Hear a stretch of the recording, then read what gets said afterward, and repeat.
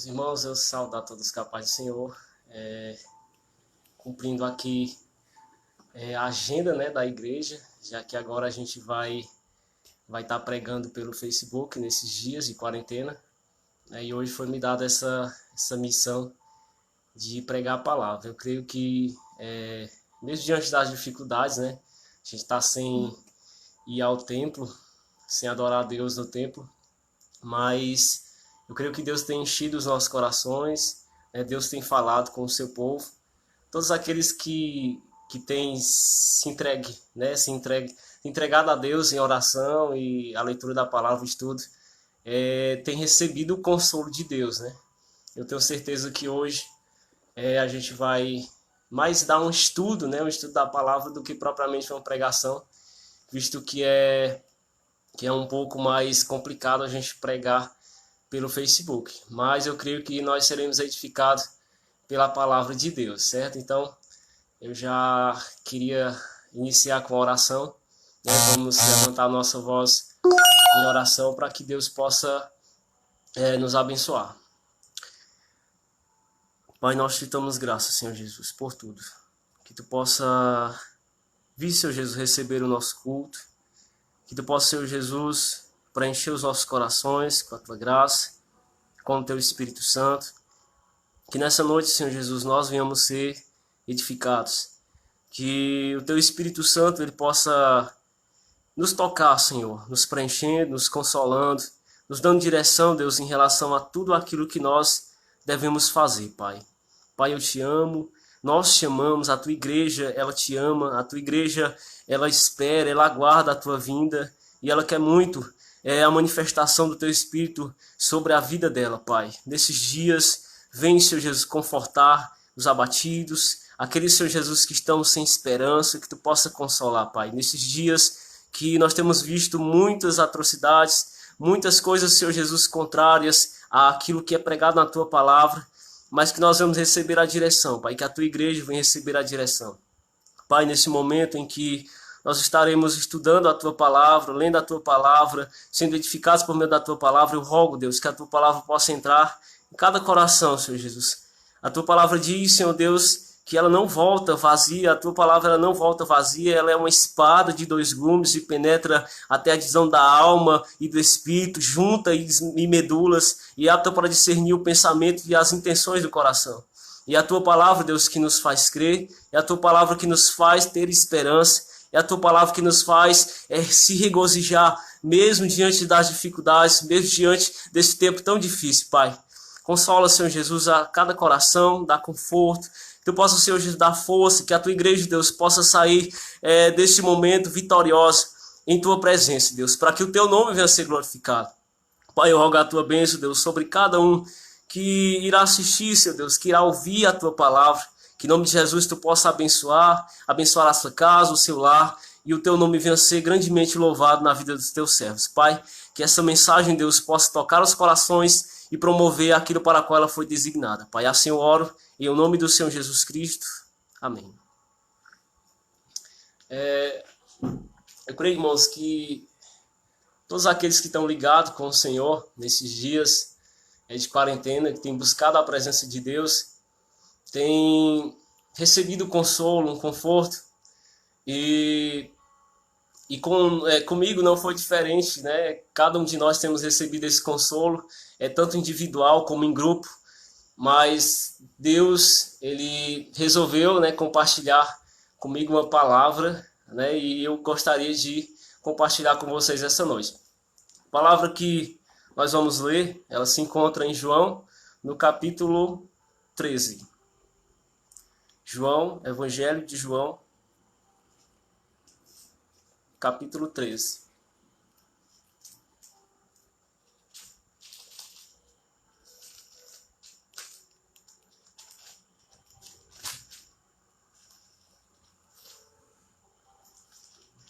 João, capítulo 13, eu queria ler três versículos. Versículo 7, 14 e 15, que diz assim: Respondeu Jesus e disse-lhe: O que eu faço agora, não o sabes tu, mas tu saberás depois. Versículo 14. Ora, se eu, Senhor e Mestre, vos lavei os pés, vós deveis também lavar os pés uns aos outros. Porque eu vos dei o exemplo, para que, como eu vos fiz, façais vós também. Então, o contexto desse capítulo, né, que é muito conhecido, é o capítulo em que Jesus, conhecendo que Deus já tinha designado todas as coisas, entregado todas as coisas em suas mãos, ele resolve tomar uma atitude. E essa atitude seria lavar os pés dos discípulos. Né? E quando chegou a vez de Pedro, né, ele meio que inibe a ação de Jesus, e ele diz que de forma alguma Jesus ia lavar os seus pés. E é interessante que Jesus fala, olha, se eu não lavar os teus pés, você não vai ter parte comigo. E Pedro fala, não lava somente os pés, mas também as mãos e a cabeça. Ou seja, Pedro tem uma atitude de entrega total. Mas Jesus olha para ele e fala, olha, o que eu faço agora, vocês não vão entender. Né? O que eu faço agora, vocês podem não entender, mas depois vocês vão entender.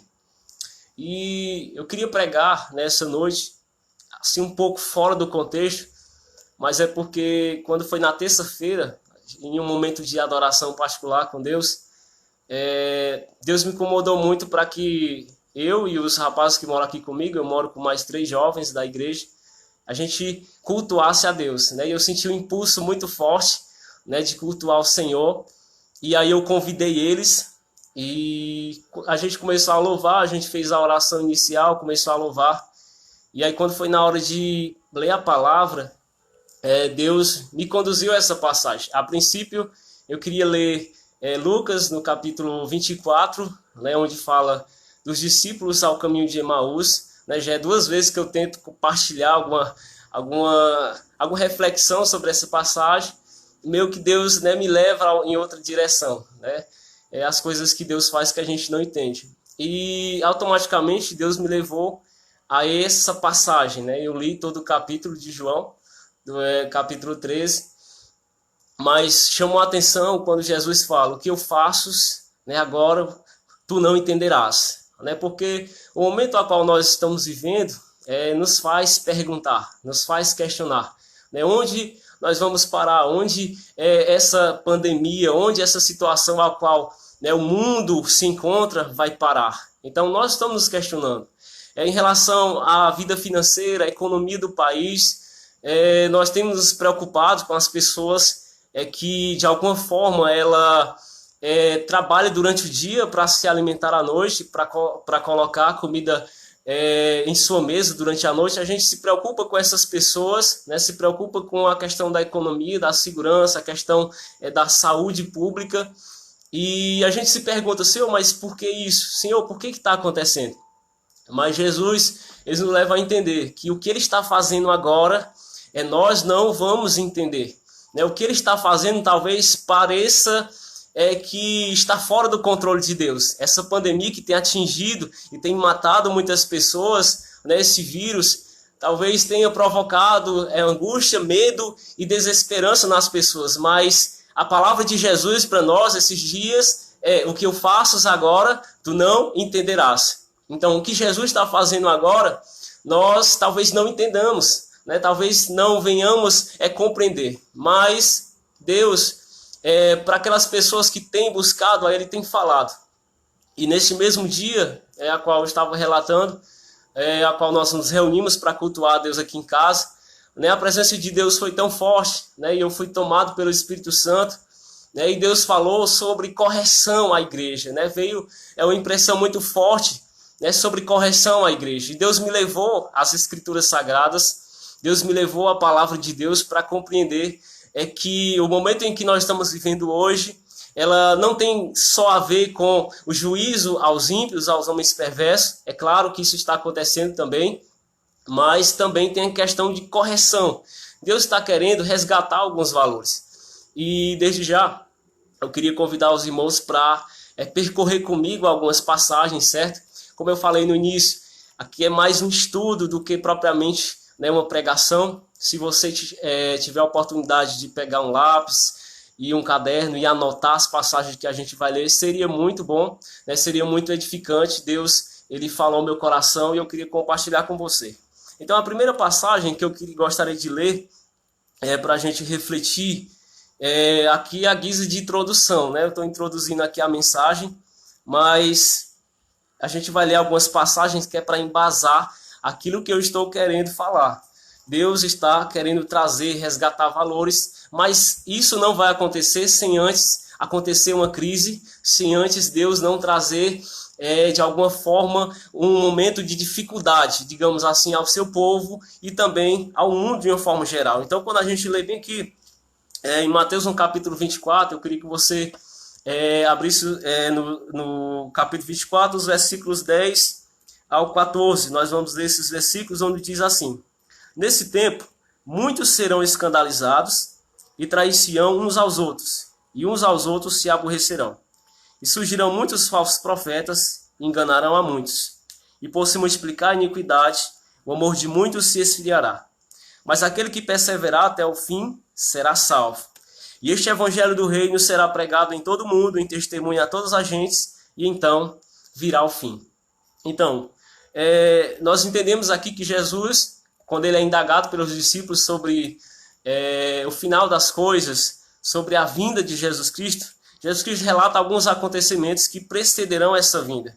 E esses acontecimentos, eles falam que haveriam escândalos, que haveriam falsos profetas, que a iniquidade ia se multiplicar, ou seja, todas essas coisas são patentes em nossos dias, são algo que é algo que tem acontecido bastante. O amor de muitos se esfriaria, é algo patente até no meio cristão, até dentro da igreja, mas ele diz, aquele que perseverar até o fim, ele será salvo. E me chama a atenção o versículo 14, porque ele diz o seguinte: e este evangelho do reino será pregado em todo o mundo, em testemunho a todas as gentes, e então virá o fim. Ou seja, você vê Jesus relatando uma crise, ou seja, uma crise moral, uma crise espiritual, porque vai surgir falsos profetas, muitos enganadores, vão surgir escândalos, a iniquidade vai se multiplicar, o amor vai se esfriar, ou seja, um caos vai ser gerado. Mas ao mesmo tempo Jesus diz, e este evangelho será pregado em todo o mundo. Então, como entender isso? Como é que diante de tanto caos e diante de tanta dificuldade, este evangelho vai ser pregado? Só tem uma resposta. Isso significa que Deus, antes de voltar, ele vai avivar a sua igreja. Ele vai derramar um avivamento na sua igreja. Só há uma forma da igreja ir a todo mundo e pregar o evangelho. É quando o Espírito Santo inflama o coração dos crentes para que isso aconteça. Mas como isso vai acontecer diante de um caos que o próprio Jesus relatou? Falsos profetas, a iniquidade se multiplicando, o amor se esfriando, o engano se multiplicando. Como isso vai acontecer? Deus vai derramar do seu Espírito Santo. Mas para isso acontecer, ele precisa restaurar algumas coisas no meio do seu povo. Ele precisa restaurar o fervor, restaurar a fé, restaurar a visão da igreja. Tudo isso nós vamos comentar mais à frente. Eu queria também que nós viéssemos abrir em Isaías. Estou tentando embasar aqui a mensagem, espero que os irmãos compreendam. Por isso que eu vou ler alguns textos.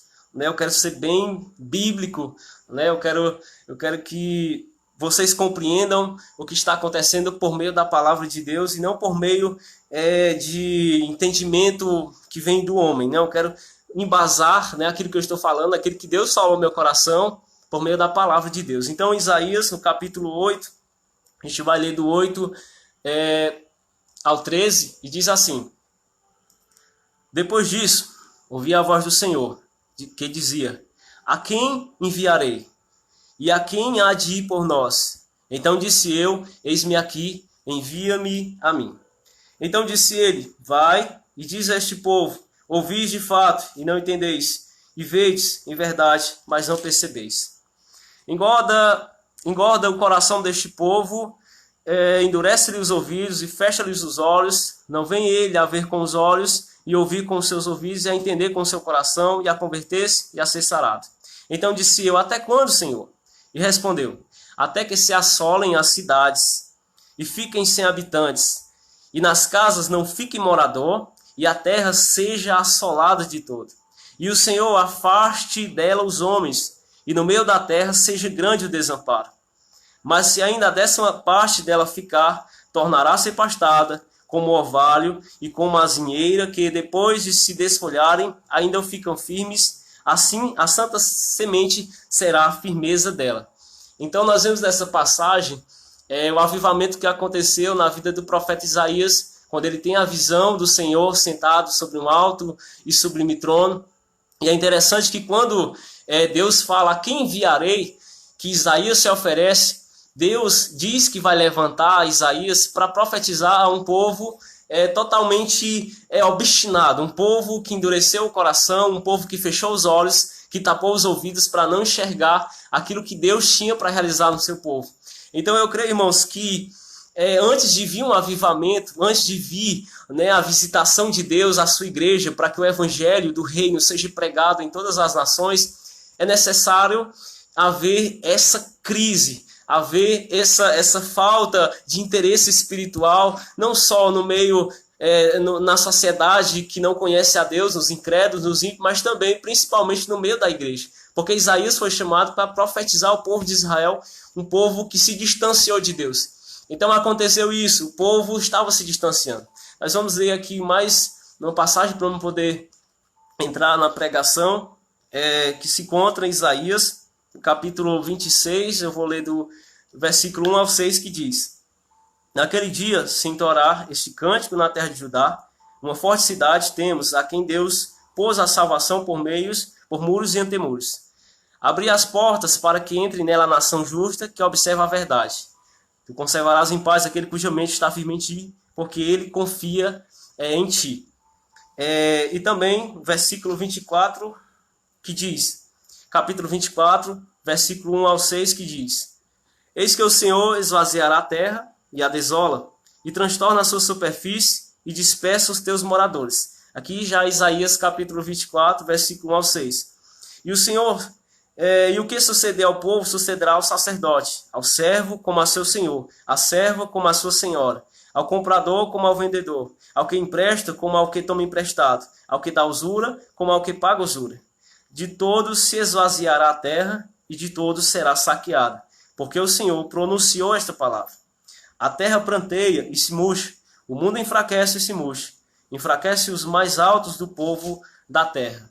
Na verdade, a terra está contaminada por causa dos seus moradores, porquanto transgrediram as leis, mudaram os estatutos e quebraram a aliança eterna. Por isso, a maldição consome a terra e os que habitam nela serão desolados. Por isso serão queimados os moradores da terra e poucos homens restaurarão. Então a gente vê Deus pronunciando juízo contra os homens e dizendo que a terra é desolada, ou a terra passa por dificuldade justamente por causa do pecado do homem, por causa dos seus moradores. E lá em Isaías, no capítulo 25, do versículo 3 ao 4, diz: Pelo que te glorificará um povo poderoso, e a cidade das nações formidáveis te temerá. Porque foste a fortaleza do pobre e a fortaleza do necessitado na sua angústia. Refúgio contra a tempestade, sombra contra o calor. Porque o sopro dos opressores é como a tempestade contra o muro. Todos esses textos, irmãos, que eu estou lendo, é para embasar a questão da crise que Deus ele envia, ao seu povo, para que, de alguma forma, possa restaurar, possa fazer com que o povo de Deus se volte à sua presença.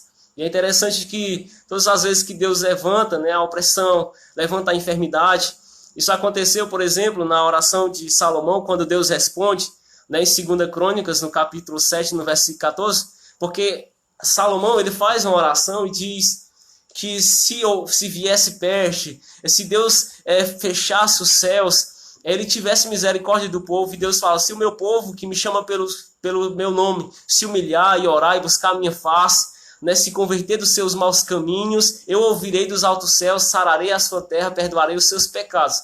Então Deus, ele primeiro manda, ele de alguma forma age para que o povo de Deus venha despertar, para que a igreja do Senhor venha despertar. Então a gente vê isso ao longo de todo o Velho Testamento. Por exemplo, quando Israel chega à terra de Canaã, que Josué né, introduz o povo de Israel vindo do Egito, né, ali na terra de Canaã, que Josué falece, né, Josué perece. De alguma forma, não houve sucessor, e o povo ali se corrompe. E todas as vezes que o povo se corrompia e se esquecia de Deus, e a Bíblia é bem enfática em dizer que sempre se levantava uma geração que não conhecia a Deus. Ou seja, levantava pessoas que não sabiam dos feitos de Deus e começavam a praticar as abominações das demais nações que estavam ao seu redor. E quando eles começavam a fazer isso, Deus levantava esses povos vizinhos para trazer juízo, para oprimir, para trazer sofrimento à nação. Mas Deus sempre levantou, né, homens distintos para que pudessem livrar o povo, né? Foi assim que Deus levantou Jeú, levantou Débora, levantou Sansão, levantou Gideão, né? Esses homens, né, que realmente lutaram pela causa de Deus, levantados por Deus, para que o povo de Deus fosse liberto da opressão, né? E tudo isso aconteceu até o período dos juízes, né, onde Deus levantou o último juiz, que também era profeta e sacerdote, que era o profeta Samuel. E é tão interessante, irmãos, que no livro de Juízes, o povo se corrompeu de tal forma que no último capítulo a Bíblia diz que o povo, né, cada um do povo fazia o que bem parecia aos seus olhos, ou seja, perderam totalmente a direção de Deus, perderam totalmente a esperança em Deus, e o povo se corrompia, né? E não foi dessa forma, né, apenas no tempo do juízo. Na época também dos reis isso aconteceu. É tão tal que depois que Salomão morre, depois que Salomão ele não deixa de reinar e falece, digamos assim, que sobe, né, o seu filho ao trono, Roboão, o reino é dividido. O reino ele é dividido agora entre as tribos do norte, né, Israel, onde que tinha a sua capital Samaria, e também as tribos do sul, que era Judá e Benjamim. Então, Israel, a nação em si, foi dividida por causa da desobediência a Deus. Então, a gente vê no prosseguimento que Israel se distanciou tanto de Deus que chegou uma época, talvez ali entre 700 e 800 anos antes de Cristo, a nação de Israel, a tribo do norte, as 10 tribos do norte, elas acabaram que sendo dizimadas, né? O reino assírio invade, né, Samaria, invade todo ali as circunvizinhanças de Israel e os levam cativos e espalham por todas as demais nações, e essas tribos deixam de existir. Essas tribos não existem mais, né, ficando somente as tribos do sul, que no caso era Judá e Benjamim. Mas essas tribos também foram desobedientes a Deus, de tal forma que Deus levantou o rei Nabucodonosor para os levar cativos à Babilônia. Então Deus trouxe juízo ao povo. E ele ficou nessa situação até que Deus levantou Neemias, levantou Esdras, né, levantou Zorobabel, Jeshua, para restaurarem, né, a Jerusalém, restaurarem a nação de Israel agora só com as 2 tribos. Certo? Então, o que eu estou querendo falar porque é o seguinte, é que Deus, ele faz com que as pessoas, faz com que o seu povo passe por esses momentos de dificuldade para poder, de alguma forma, trazer o avivamento, trazer o redirecionamento. Então, o avivamento seria trazer de volta algo que já foi vivo, né? Reavivar. E eu creio que o que Deus está querendo nos ensinar, o que Deus está querendo fazer com a sua igreja, com o seu povo, é corrigi-la, é trazer a sua igreja ao seu propósito original, a sua direção e a sua visão original, né? E era isso que eu queria falar essa noite. Então existem alguns valores, né, que a igreja tem perdido, né, e Deus falou ao meu coração sobre um derramado do Espírito, sobre um avivamento, sobre uma volta, né, alguns exercícios espirituais que têm sido esquecidos, certo?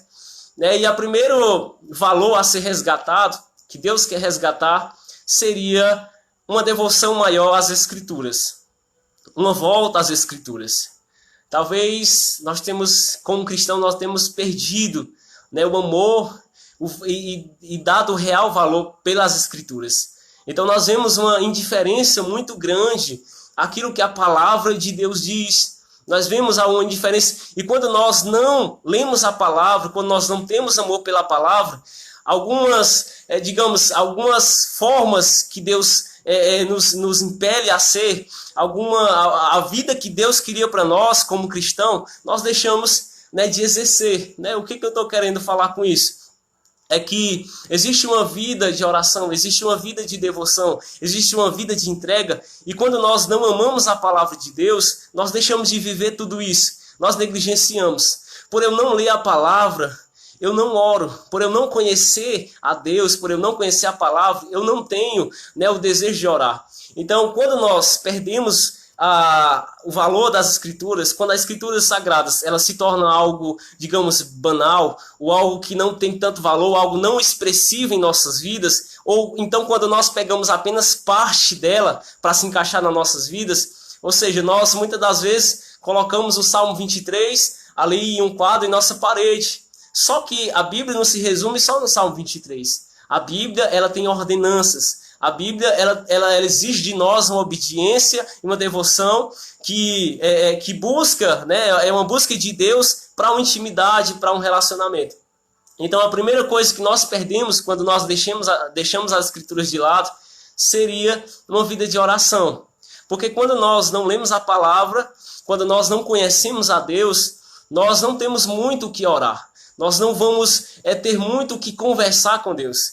Então eu costumo dizer que o nosso amor pela palavra de Deus, ele tem o mesmo grau de amor pelo próprio Deus. Então, se eu amo a palavra de Deus, eu amo Deus. Se eu amo ouvir a palavra, se eu amo ler a palavra, se eu amo estudar a palavra, isso reflete o meu amor por Jesus. Porque o Jesus Cristo, ele é a palavra. Lá em João, ele expressou bem isso quando ele falou no princípio era o verbo, ou seja, a palavra, e a palavra estava com Deus, e a palavra era Deus. Ele estava no princípio com Deus, todas as coisas foram feitas por ele, e sem ele nada do que foi feito se fez. A palavra de Deus. A palavra de Deus que se encarnou. A Bíblia dizia, o verbo se fez carne, ou seja, a palavra se fez carne e habitou entre nós. Então, quando nós expressamos o nosso amor pela palavra, nós estamos expressando o nosso amor por Deus. E quando nós amamos a palavra, consecutivamente, nós vamos ter uma vida de oração. Então, nós vemos na Bíblia Sagrada várias exortações. Jesus nos exorta a orar. Jesus nos exorta a ter uma vida de oração. Paulo nos exorta a ter uma vida de oração. Por exemplo, quando ele fala lá em 1 Tessalonicenses, capítulo 5, versículo 17, ele diz, orai sem cessar. Isso é uma ordem. Ou seja, a oração, ela deve fazer parte diariamente. Mas quando nós não temos amor pela palavra ou por Deus, nós não vamos ter, né, amor pela oração. Então a oração, ela é um reflexo do meu amor por Cristo. A oração é um reflexo do meu amor pela palavra. E isso vai refletir, né, na minha vida e no meu relacionamento com Deus. Louvado seja o nome do Senhor. E nós temos perdido isso.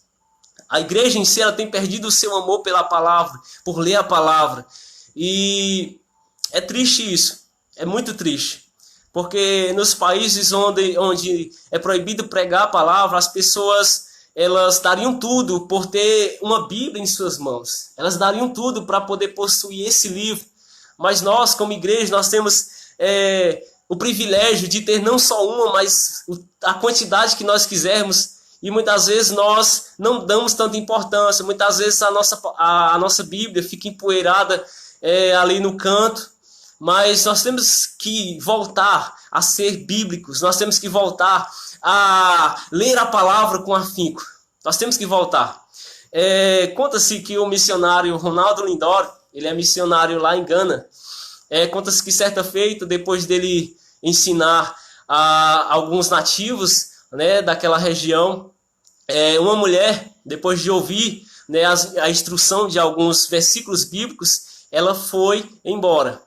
Né, e quando chegou 3 dias de caminho, ela ali meditando na palavra, ela se esqueceu de um versículo. Então ela já estava há 3 dias de caminho de volta para casa. Então quando ela se esqueceu de um versículo, ela teve a atitude de retornar. E ela retornou. E quando o missionário viu, né, Ronaldo viu ela, perguntou, o que você está fazendo aqui? Por que você voltou? E aquela mulher disse, olha, eu acabei esquecendo um versículo. E Ronaldo, né, o missionário, disse o seguinte, olha, não precisava você ter voltado. Não precisava você ter voltado. E ela falou o seguinte, não, mas eu esqueci o versículo. Aí ela falou, mas não, você não precisava, não tinha necessidade de você ter voltado. E aí ela disse para ele o seguinte, que a palavra de Deus ela é tão importante que ela não pode ser esquecida no caminho. Né? Então, aquela nativa, aquela pessoa, ela deu tanto valor à palavra que ela andou 3 dias, né, para poder ouvir novamente, para poder decorar, para poder aprender um versículo que ela havia esquecido. Isso mostra o seu valor e mostra o seu amor pela palavra de Deus. Né, onde Cristo nunca foi pregado, quando as pessoas têm acesso à palavra, né, é uma alegria muito grande. A gente vê que eles amam tanto a palavra a ponto de decorarem, né, todo o Novo Testamento, todos os salmos. Eles são tão zelosos pela palavra que acabam tomando essas atitudes. Né? E eu creio que Cristo, nesses dias, ele quer restaurar esse amor pela palavra de Deus. Louvado seja o nome do Senhor. E quando nós deixamos a palavra de lado, irmãos, também nós vamos deixar alguns ensinamentos de Jesus Cristo. Por exemplo, sobre a vida de abnegação, sobre a vida de mortificação da carne, a mortificação do nosso eu. Né? Quando nós não damos tanta importância àquilo que a palavra de Deus diz, nós vamos, digamos, meio que nós vamos adaptar a palavra às nossas vidas. Só que não é assim, irmãos, que funciona. Não é nós adaptarmos a palavra à nossa vida. É nós adaptarmos a nossa vida à palavra de Deus. É assim que funciona. É a palavra do Deus, do Senhor Todo-Poderoso. E nós temos que ser submissos. E nós temos que entender que é a nossa vida que tem que se adaptar à palavra. Sou eu que tenho que ouvir a palavra, obedecer e seguir os seus caminhos. Se eu quero ter intimidade com Deus, se eu quero herdar a vida eterna. Então, quando nós desprezamos a palavra de Deus, a gente vai deixar de lado uma vida de abnegação. O apóstolo Paulo, ele entendeu muito bem isso, né? E ele escreve lá em Gálatas, capítulo 2, versículo 20, eu já estou crucificado com Cristo, agora vivo não mais eu, mas Cristo vive em mim, e a vida que agora eu vivo na carne, vivo na fé do Filho de Deus, o qual me amou e se entregou a si mesmo por mim. Paulo, ele tinha essa entrega tão tal, que ele desprezou todas as coisas do mundo, até o seu conhecimento, né, todas as riquezas, por amor a Cristo, para padecer por Cristo. Né? E Paulo, ele falou aos Colossenses o seguinte, no capítulo 3, versículo 1, olha, se vocês já ressuscitaram com Cristo, se vocês já morreram com Cristo, então pensai nas coisas de cima e não nas coisas da terra. Se vocês já ressuscitaram com Cristo, olhai para o céu, onde Cristo está sentado à destra de Deus. Então, quando nós priorizamos a palavra de Deus, o nosso coração vai ser elevado às coisas de Deus. Então eu creio que Deus quer restaurar isso. Eu creio que esse momento que nós estamos vivendo é um ponto de partida para que nós venhamos priorizar, para que nós venhamos acreditar na palavra de Deus. Então eu creio que quando nós olharmos para a palavra como a palavra de Deus, como deve ser, nós vamos ter uma vida de oração e nós vamos ter uma vida de abnegação. Nós estaremos dispostos a até morrer por Jesus Cristo. É outra coisa que Deus quer restaurar, irmãos, nos nossos dias, na nossa vida cristã, é a nossa fé. Né? Deus, ele quer restaurar a nossa fé. A Bíblia ela é bem enfática quando ela diz que o justo viverá pela fé. E nós temos encontrado, né, nós temos uma certa resistência em entender isso. O que é uma vida pela fé? É uma vida onde nós simplesmente confiamos naquilo que Deus fala e nós estaremos dispostos a obedecer Ele acima de qualquer situação que possa nos prover a certa insegurança, né? Entre aspas, insegurança. Então a nossa fé, ela se apoia em dois pilares básicos. A nossa fé, a fé do cristão, ela se apoia por meio da fidelidade de Deus, os atributos de Deus. Então quando a Bíblia ela fala sobre os atributos de Deus, o que fica mais evidente, né, na palavra é a sua fidelidade. Deus é fiel. A Bíblia deixa bem claro sobre a fidelidade de Deus em todo canto. A Bíblia diz que o homem pode ser infiel, mas Deus, ele permanecerá fiel. Ele é fiel e ele não pode negar-se a si mesmo. Ele não pode negar a si mesmo. Então, um dos atributos que é demonstrado ao longo de toda a Bíblia é que ele é fiel. Ou seja, quando Deus faz as suas promessas ao seu povo, à sua igreja, nós temos que ter certeza que ele irá cumprir. É tão tal, irmãos, que me chama a atenção a passagem de Hebreus no capítulo 6, do versículo 13 ao 15, onde vai dizer que quando Deus foi fazer as promessas a Abraão, Deus não tinha alguém superior a ele para jurar. não tinha alguém superior para que pudesse confirmar a sua promessa. Porque entre os homens havia a cultura, né, naquela época, de que quando eles fossem fazer algum tipo de juramento, eles deveriam orar ou jurar por alguém superior a eles. Então, quando Deus foi fazer a promessa a Abraão, foi tão tal essa promessa, né, a promessa de Deus, Deus quis se mostrar tão fiel que ele jurou por ele mesmo, ou seja, ele não encontrou alguém superior a ele, ele jurou, ele fez a promessa e colocou o nome dele em xeque.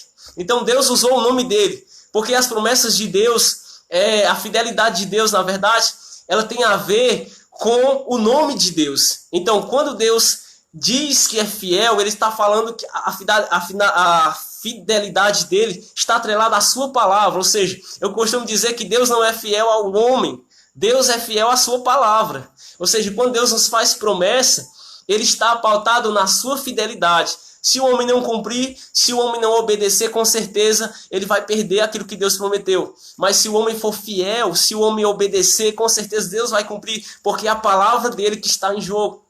Então nós temos que entender que a nossa fé, ela se baliza, ela está fundamentada nesse atributo, na fidelidade de Deus, na fidelidade.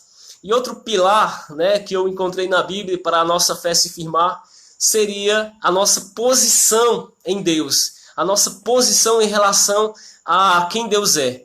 E a Bíblia deixa bem claro que através do sangue de Jesus Cristo, através da sua redenção, nós nos tornamos filhos de Deus. Ou seja, a Bíblia deixa bem claro a nossa adoção. Jesus Cristo apenas não expiou o nosso pecado, ou fez propiciação, ou nos resgatou. Ele também nos adotou.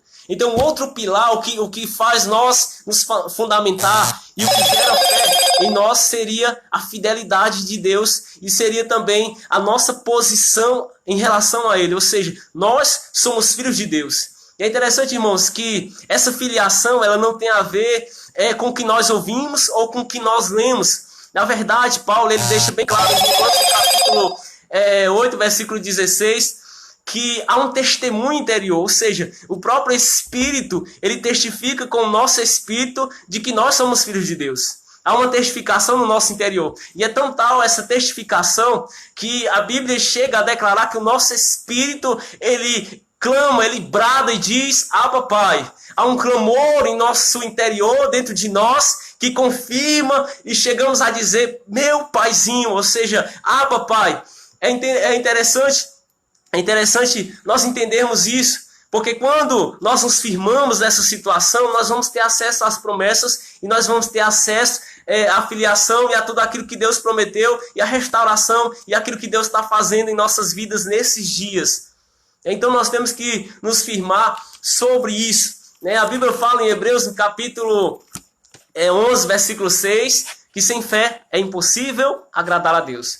Porque é necessário que aquele que se aproxima de Deus creia que Ele existe e é galardoador dos que o buscam. Então, nós nos firmamos na fidelidade de Deus, nós nos firmamos na posição a qual ocupamos em Deus, que é a sua filiação. Mas Deus fala, vocês precisam crer em mim. Vocês precisam crer na minha fidelidade, vocês precisam crer na filiação de vocês, porque senão vocês não vão poder me agradar. É interessante, essa palavra é tão forte, ele fala, é impossível. Ou seja, não há possibilidade de nós agradarmos a Deus se nós não expressarmos fé. E a Bíblia ela nos apresenta três características dessa fé, irmãos, que são muito corriqueiras no nosso dia a dia. Né? E eu creio que Deus quer restaurar nesses momentos de aflições a qual nós estamos passando agora, todos nós, Ele quer restaurar em nossas vidas. Então, muitas vezes a nossa fé, ou a fé, ela vai ser apresentada na Bíblia Sagrada com um aspecto de confiança. Ou seja, quando nós simplesmente admitimos, né, declaramos a nossa confiança em Deus. Quando as situações adversas e as dificuldades, elas não põem em xeque a nossa segurança, ou seja, nós não nos abalamos. Quando nós temos fé em Deus, quando verdadeiramente nós cremos em Deus, quando não é algo apenas da boca para fora, simplesmente nós confiamos em Deus. E não importa as situações, nós vamos estar confiando em Deus. Então nós vemos, por exemplo, a história de Davi. Eu gosto muito desse exemplo, porque imagine, irmãos, o seu filho, né, Absalão, se levantou contra o seu pai, Davi, e começa a perseguir. Todo o exército de Israel começa a perseguir Davi, Davi com poucos homens, mas Davi se encontrou calmo. Davi reconheceu que havia errado, que havia pecado, mas ele não perdeu a sua confiança em Deus. É tão tal, irmãos, que quando o exército de Israel cercou, né, Davi, a Bíblia vai dizer que no Salmo 3, versículo 5, Davi vai escrever o seguinte: eu deitei e dormi e acordei, porque o Senhor me sustentou. Vejam só, Davi nessa dificuldade, Davi passando por esse momento de aflição, olha só o que ele diz. Ele diz: eu deitei e dormi e acordei, porque o Senhor me sustentou. Isso expressa a confiança dele, a fé de Davi em Deus. E eu creio que é isso que Deus quer de nós nesses dias, é que nós venhamos confiar na fidelidade de Deus, confiar em quem Deus é, e confiar naquilo que Deus nos prometeu. Nós temos essa confiança. Davi também escreveu no Salmo 23, no versículo 4, ele disse o seguinte: ainda que eu andasse pelo vale da sombra e da morte, não temeria mal algum, porque tu estás comigo, a tua vara e o teu cajado me consolam. Louvado seja o nome do Senhor. Davi disse: eu não vou temer, ainda que eu passe pelo vale da sombra da morte, ainda que as sombras, que as trevas me cerquem, eu confiarei, eu não temerei, eu vou manter a minha fé firme no Senhor.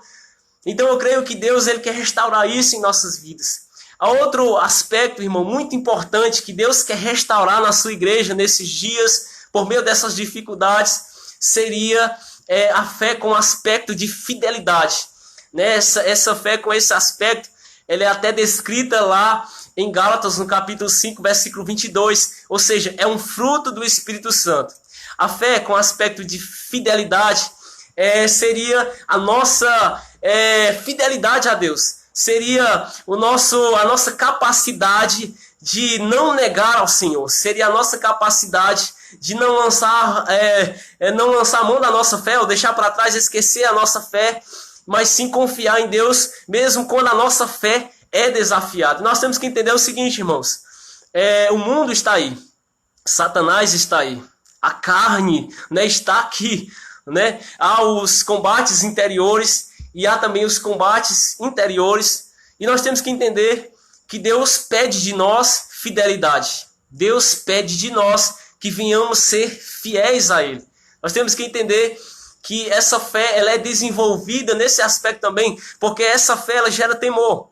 Quando eu tenho fé em Deus, eu temo a Ele, eu temo que Ele pode me ajudar, eu temo que Ele, na verdade eu vou ter a certeza que mesmo a minha fé sendo provada, mesmo a minha fidelidade sendo provada, eu vou obter de Deus o amparo, eu vou obter de Deus, né, o refrigério.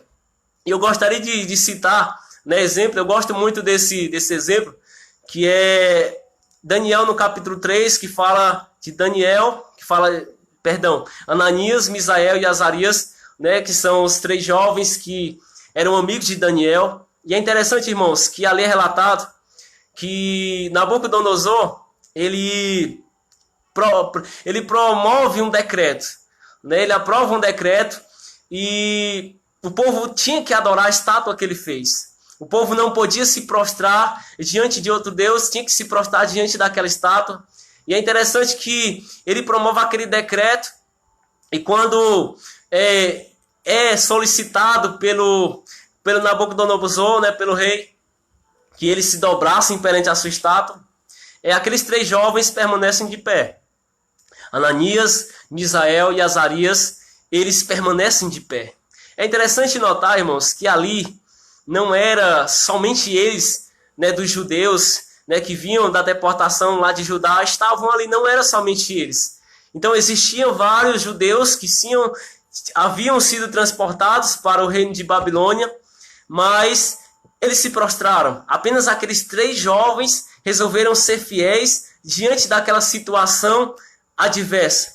Então eu fico imaginando, irmãos, que aquelas pessoas, né, aqueles outros judeus, talvez eles pensaram no coração o seguinte: olha, eu vou aqui me ajoelhar, eu vou aqui me prostrar, mas Deus conhece o meu coração, Deus sabe que eu adoro a Ele, então eu vou aqui me ajoelhar né, para me escapar da fornalha, mas Deus conhece o meu coração e eu não vou de forma alguma adorar essa estátua. Eu vou apenas me prostrar para livrar a minha pele. Mas é interessante, irmãos, que aqueles jovens não pensaram assim. Aqueles jovens pensaram, olha, se nós nos prostrarmos, nós estaremos negando ao Senhor, nós estaremos sendo infiéis ao Senhor. E é tanto que quando eles são levados diante do rei, o rei ficou enfurecido, pediu que os tocadores de música tocassem novamente e eles não se prostraram. E ele ameaçou e falou, olha, se vocês não se prostrarem, vocês serão lançados na fornalha de fogo ardente. Mas ele falou, olha, nós confiamos em Deus. Nós somos fiéis a Deus, nós não vamos se prostrar, nós diante dessa estátua, nós adoramos ao único Deus. Né? E ainda que tu nos lance nessa fornalha, ainda que o Senhor não nos livre, mesmo assim nós seremos fiéis a Ele. Ou seja, eles expressaram, né, o aspecto de fé, de fidelidade, eles foram fiéis a Deus. Ali o rei se enfureceu tanto que pediu que aquecesse a fornalha 7 vezes, né? E aquelas pessoas que foram levar aqueles jovens à fornalha, acabou que de alguma forma caíram de alguma forma dentro daquela fornalha juntamente com aqueles jovens e morreram. Mas é interessante, irmãos, que a Bíblia relata, né, para nossa surpresa, para o nosso espanto, né, para nossa alegria, que aqueles jovens não sofreram dano algum. Na verdade, quando Nabucodonosor olha, ele vê 4 pessoas e esses jovens estavam passeando com outra pessoa dentro da fornalha. Irmãos, eu entendo que quanto maior for a nossa fidelidade a Deus, mais experiências grandiosas nós iremos ter. Mais experiências que irão nos fortalecer, mais experiências que irão fazer com que nós venhamos firmar realmente a nossa fé em Cristo. Elas vão acontecer em nossas vidas. Então, aqueles jovens foram fiéis. É interessante que Nabucodonosor, olha, eu vejo e essa pessoa é semelhante ao filho do Deus, ao filho dos deuses. Ou seja, ele viu, né, ali uma representação, uma aparição de Jesus Cristo, né, aconteceu ali uma teofania. E é interessante que aqueles jovens saem da fornalha por sua fidelidade, não tinha cheiro de fumaça, as suas vestes não foram queimadas e também nenhum fio de cabelo sofreu algum dano daquelas pessoas, daqueles jovens. Então a gente entende, irmãos, que quando nós somos fiéis a Deus, Deus é fiel a nós. Quanto maior forem as provas em nossas vidas, maior será a fidelidade de Deus em nossas vidas, mais nós iremos contemplar a mão de Deus em nossas vidas. Então acredito que não vai ser esses problemas, né, do nosso dia a dia, esses problemas que tem nos assolado, que vai fazer com que nós venhamos desesperar, que nós venhamos perder a confiança em Deus ou a fidelidade a Deus. Na verdade, são nesses momentos que nós devemos ser mais fiéis a Deus. Há outro exemplo que eu gostaria de citar, né, que é de Daniel. Eu gosto muito, né, da história do personagem Daniel. E a Bíblia diz que Daniel passou por uma situação parecida. Né? Ali no capítulo 6 do seu livro vai relatar que Daniel ele se destacou tanto entre os príncipes e presidentes da província ali do reinado de Dario, que acabou-se que os inimigos dele, as pessoas que não gostavam dele, se levantaram contra ele. Mas Daniel era um homem tão fiel a Deus, irmãos. Ele tinha uma devoção tão grande por Deus, ele amava tanto a palavra de Deus, ele amava tanto a oração. A Bíblia diz que ele orava 3 horas por dia porque ele amava a Deus, ele amava estar de joelhos, amava estar na presença de Deus. E ele apenas não tinha uma vida de devoção, ele também praticava a palavra de tal forma que as pessoas reconheciam que sobre ele havia um espírito excelente. Então eles se entristeceram, eles falaram o seguinte uns para os outros: olha, nós não vamos achar nada contra esse homem é impecável, não temos como de alguma forma derrubar ele está se destacando. Só há uma forma de nós tirarmos ele dessa posição, nós de alguma forma promovermos algum meio de ele infligir a lei do seu Deus.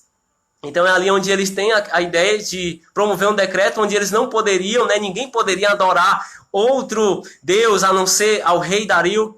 E ali eles conseguem aprovar. E é interessante que quando Quando ele sabe, na verdade, quando Daniel descobre que foi aprovado esse decreto, a Bíblia diz que ele se retira e ele vai orar, como ele costumava fazer. E é interessante que os seus inimigos, eles vão espiar ele. Os inimigos, eles vão olhar Daniel, eles vão observar o que Daniel estava fazendo. A Bíblia diz que eles observaram e viram que Daniel se prostrava diante do seu Deus, orava ao seu Deus, suplicava ao seu Deus, dava graça ao seu Deus durante 3 vezes no dia. E é interessante, irmãos, que nós temos que ter essa atitude. Quando os inimigos vierem nos observar, que ele nos encontre na mesma posição de Daniel, orando, suplicando e dando graças ao Senhor Deus Todo-Poderoso. Quando os nossos inimigos nos observarem, a nossa devoção, que eles possam ver a nossa vida entrega e a nossa fidelidade a Deus. Não vai ser um decreto, não vai ser um empecilho, não vai ser nada que vai impedir com que nós venhamos nos prostrar diante de Deus. É interessante, o pregador Spurgeon, ele diz o seguinte, que Daniel preferiu passar um dia na cova dos leões do que passar um dia sem orar. Então isso é muito profundo, irmãos. Daniel, ele preferiu enfrentar os leões por um dia, preferiu morrer do que passar um dia sem orar. E nós temos que tomar essa lição para nós. Nós temos que entender a importância desse relacionamento. Porque é na oração que nós criamos vínculo, é na oração que Deus compartilha. Né? E Daniel tinha essa vida de oração. E quando Daniel é descoberto, quando ele é denunciado ao rei, o rei meio que pesaroso, mas joga ele na cova dos leões. Quando é no dia seguinte, é interessante que em Daniel 6:23, a Bíblia vai dizer que Daniel não sofreu dano algum, nenhum leão se chegou a ele, nenhum leão intentou contra a vida dele. E a Bíblia vai dizer em Daniel, no capítulo 6:23, o seguinte, que não aconteceu dano algum a Daniel, porque Daniel crera em seu Deus. É interessante que esse crera em seu Deus significa Daniel foi fiel a Deus. Daniel foi fiel a Deus e Deus livrou da cova dos leões. Então nós temos que entender que a fé em Deus, ela tem esse aspecto de fidelidade. É quando nós somos fiéis a Deus que nós provamos, é que nós vivemos as maiores experiências.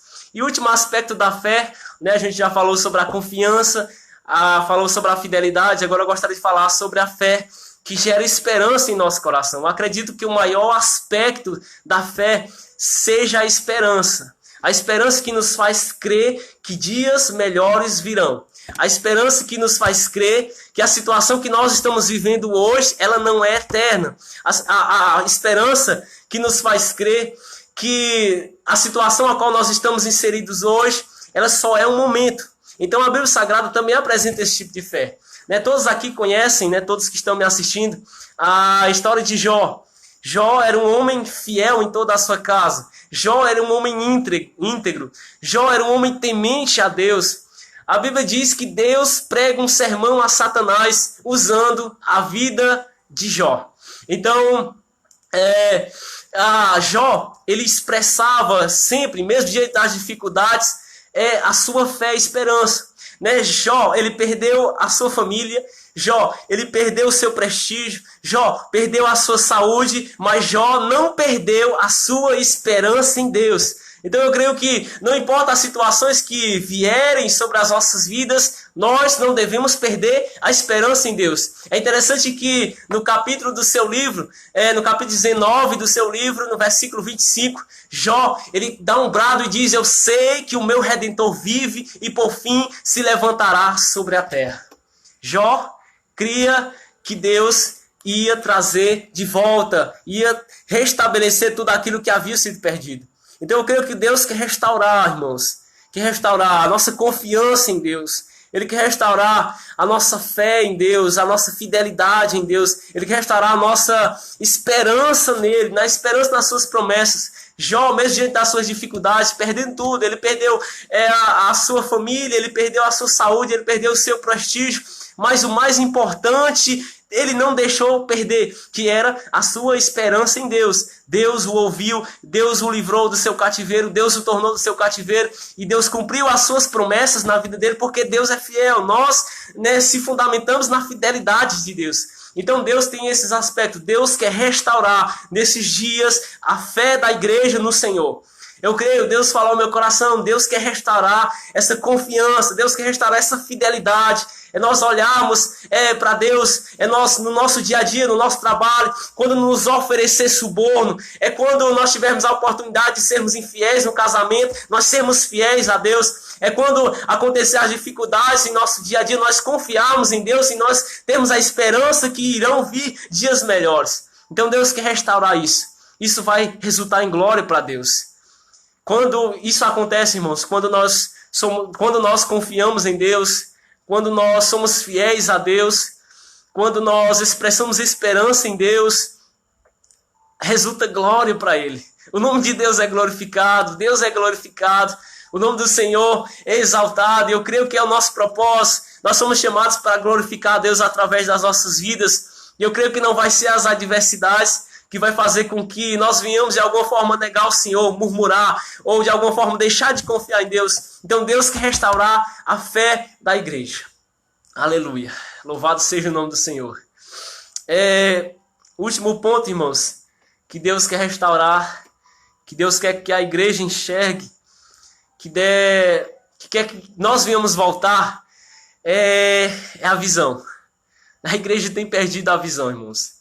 Nós temos perdido a visão de tal forma, irmãos, que nós temos dificuldades em crer na eternidade. Nós perdemos a visão do reino de Deus. A igreja, ela perdeu a visão, ela perdeu a sua missão, ela perdeu o porquê, a motivação por estar aqui. Basta nós olharmos para a programação da igreja, a gente vê que é algo que, se a gente for comparar com o que a Bíblia diz, com o que a Bíblia quer, a gente vê que a gente está longe daquilo que Deus estabeleceu para a sua igreja. A Bíblia diz que nós somos reis e sacerdotes. Nós somos estabelecidos, nós somos chamados das trevas para a sua maravilhosa luz. E Deus quer que assim nós venhamos agir. Nós somos reis e sacerdotes. Mas muitas vezes nós agimos como pedintes, ou seja, nós vamos para a igreja apenas para receber de Deus. Eu estou precisando de uma palavra, eu estou precisando de algo, e nunca para doar, e nunca para servir, e nunca para fazer algo para Deus. Eu creio que Deus quer mudar isso. Deus quer restaurar a visão da igreja. E os principais motivos pela qual a igreja em geral tem perdido a visão são os líderes. Os próprios líderes perderam a visão. Então, se nós perguntarmos, por exemplo, a maioria dos pastores, qual é a visão da igreja, a maioria dos líderes, as pessoas de grandes denominações, qual é a visão da igreja, se nós perguntarmos para onde você está nos levando, se nós perguntarmos ao nosso pastor, aos pastores, para onde nós estamos indo, as pessoas vão dizer o seguinte, os pastores, os líderes, vão dizer, olha, a nossa visão é o céu, a visão da igreja é o céu. Mas eu quero dizer para vocês, irmãos, que o céu, ele não é a visão da igreja. O céu é o destino da igreja. O céu, ele não é a visão. O céu é o destino. Ou seja, é o lugar que nós iremos. É o lugar que nós estaremos com o Senhor. O céu não é a visão, a nossa visão. A nossa visão é ir e pregar o evangelho a todas as criaturas. É ir e pregar o evangelho a todos os povos. Isso é a nossa visão. Mas será se nós temos essa visão? Será se a igreja de hoje tem se preocupado com isso? De ir e pregar o evangelho a toda criatura? Basta nós meditarmos, basta nós olharmos. É triste, irmãos, perceber como é fácil nós nos desviarmos, nós esfriarmos, nós perdermos a direção de Deus. Porque já no primeiro século nós vemos Deus, ele falar coisas contrárias ou contrariar ou de alguma forma repreender as primeiras igrejas. Então nós vemos algo alarmante já no primeiro século, João ainda estava vivo, Deus falando à igreja de Éfeso que ela havia perdido o primeiro amor. Nós vemos ali na igreja de Laodiceia que a igreja perdeu seu fervor, se tornou morna. Irmãos, o apóstolo João ainda estava vivo nessa época. Era algo próximo à morte de Jesus. Alguns apóstolos já haviam morrido, mas a igreja de Éfeso, a igreja de Laodiceia, elas perderam, eu creio que são os dois principais motores da nossa fé e do nosso serviço a Deus, e nosso amor a Deus, que seria o nosso amor a Ele e seria o nosso fervor, ou seja, o nosso serviço, o nosso entusiasmo. Nem a palavra entusiasmo significa ter Deus dentro. Ou seja, nós temos perdido. Jesus Cristo, ele falou que se nós crêssemos, se nós obedecêssemos a Ele, Ele iria nos fazer morada. Está lá em João no capítulo 14, versículo 21 e no 23. Deus iria se apresentar a nós, Deus iria se revelar, Deus ia fazer morada dentro de nós. Então, quando Deus mora dentro de nós, há um entusiasmo, há uma vontade de fazer, há uma vontade de amar, há um impulso em servir a Deus.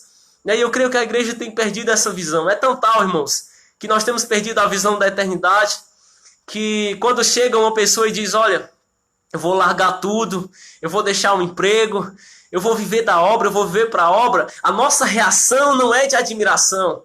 Ou seja, nós não dizemos para essa pessoa, louvado seja o Senhor, ou glorificado seja o Senhor, ou que Deus abençoe a tua vida. Não. A nossa reação é dizer para essa pessoa, coitado, vai passar fome. Coitado, né, vai passar dificuldade. Porque nós perdemos a visão. Porque a nossa visão e a visão da igreja hoje é que o cristianismo ele promove o nosso conforto. Ou seja, para ser cristão eu tenho que buscar o conforto. Enquanto na verdade Deus, ele através da sua cruz, Jesus Cristo através da cruz, ele nos ensinou que essa cruz não é conforto, é sofrimento. Então Jesus nos chamou para nos entregar totalmente. E eu creio que a visão de Deus para nós é uma vida de abnegação, é uma vida em que o reino de Deus está em primeiro lugar. A igreja de hoje, ela tem buscado as demais coisas e tem se esquecido o reino de Deus. Mas também ela tem perdido, porque o reino de Deus não é comida e nem bebida, ou seja, não é conforto. O reino de Deus não é o conforto. O reino de Deus é alegria e paz e gozo no Espírito Santo. É isso que a Bíblia diz. Então, quando uma pessoa chega e diz, eu vou largar tudo e vou fazer a obra, a gente diz, coitado, vai passar fome. Quando para Deus isso é tudo que Ele quer que nós venhamos dar um passo de fé. Louvado seja o nome do Senhor, um passo. Eu não estou fazendo apologia contra o conforto, né? Isso é bênção de Deus. Glória a Deus por nós termos conforto em nossa vida. Mas eu creio que o cristianismo não se resume a isso. Eu creio que Deus quer, nesses dias, dar um passo a mais. Quer que a sua igreja dê um passo a mais. Ele quer que a sua igreja avance. Ele quer que a sua igreja retorne à sua visão. E eu creio que Ele está usando essa situação para a igreja acordar. Para a igreja buscar a Deus. E, para concluir, irmãos, né, eu quero concluir essa noite lendo uma passagem com vocês, que se encontra em Isaías, no capítulo 26. Eu creio que quem acompanhou, né, pode perceber que há realmente, né, um sentido naquilo que Deus colocou no meu coração e que eu compartilhei. Deus quer restaurar essas coisas. Eu creio que essa palavra nos confronta, essa palavra me confronta, né, mas é a palavra de Deus. É a palavra que Cristo quer, né, repassar à sua igreja. Então, para encerrar, né, eu queria ler aqui capítulo 26, versículo 16, que diz o seguinte: Senhor, no aperto te visitaram.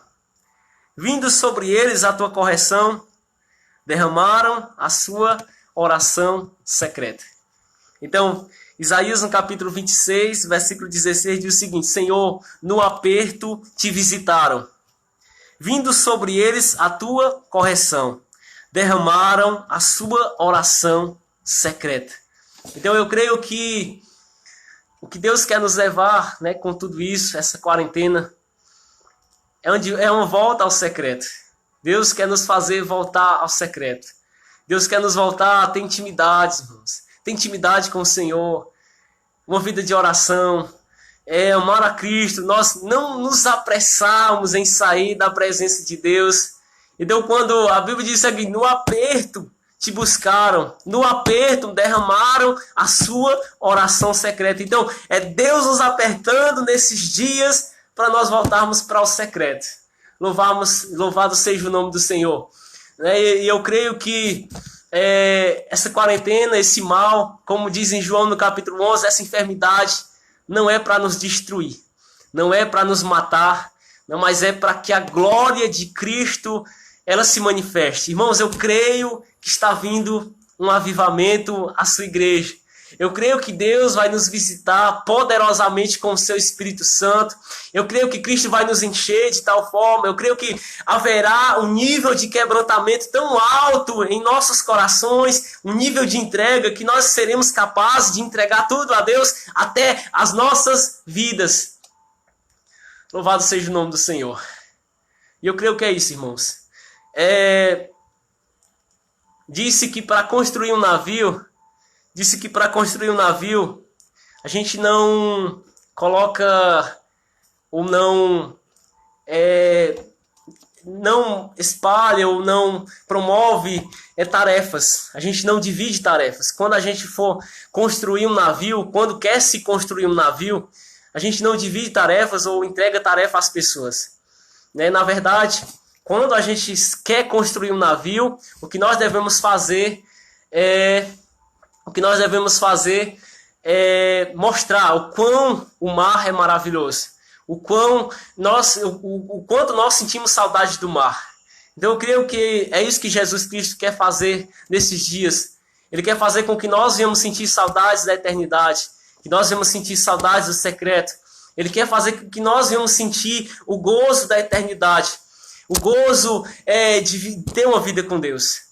Então, antes de concluir, irmãos, antes de fazer a oração final, eu gostaria de louvar um hino, e nesse hino eu gostaria de pedir que todos fechassem seus olhos, em adoração a Deus, que todos possam se conectar com Deus. A gente vai louvar e logo em seguida a gente vai estar fazendo uma oração.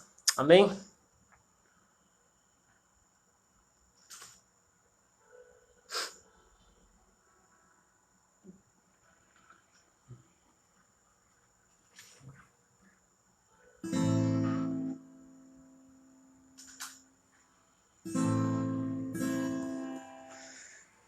Medite na letra desse louvor.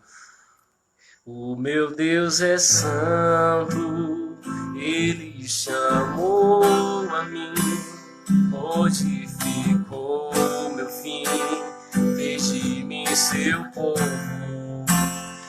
Esse povo é santo, somos de um só Deus, e não há outro, nem haverá.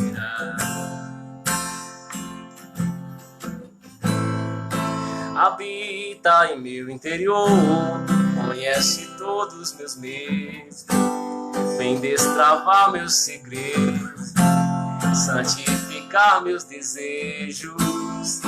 Habita em meu interior, conhece todos os meus medos, vem destravar meus segredos, santificar meus desejos.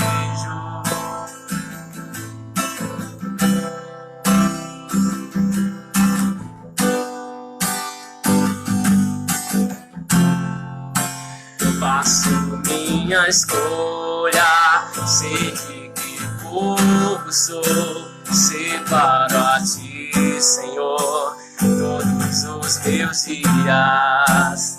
Em tua presença nada vai impedir que o teu caminho eu possa andar. Retira de meu interior o que o falar abalou, o que valores revelou, e me afasta de ti. Retira de meu interior o que o teu falar abalou, e tua luz revelou, e me afasta de ti.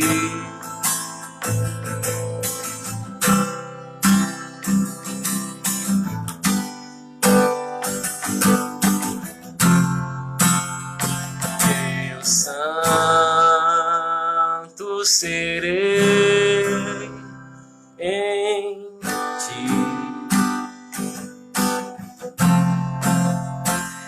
eu santo serei por ti. Pai Santo, seremos um. Só Deus é o reino e o poder e a glória para sempre.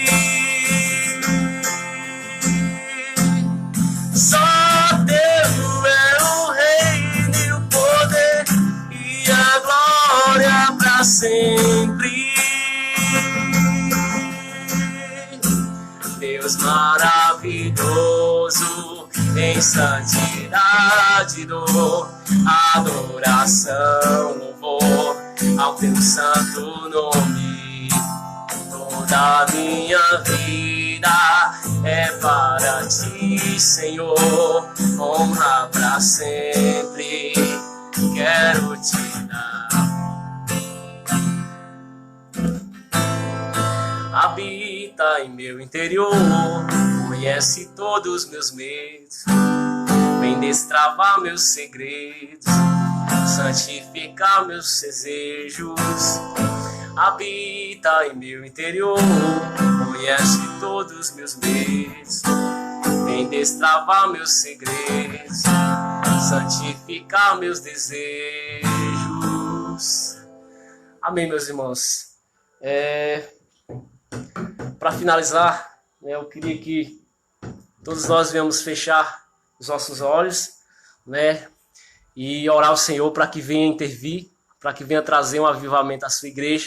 Eu sou grato a Deus por tudo que Ele tem feito, por aquilo que Ele tem compartilhado no nosso coração.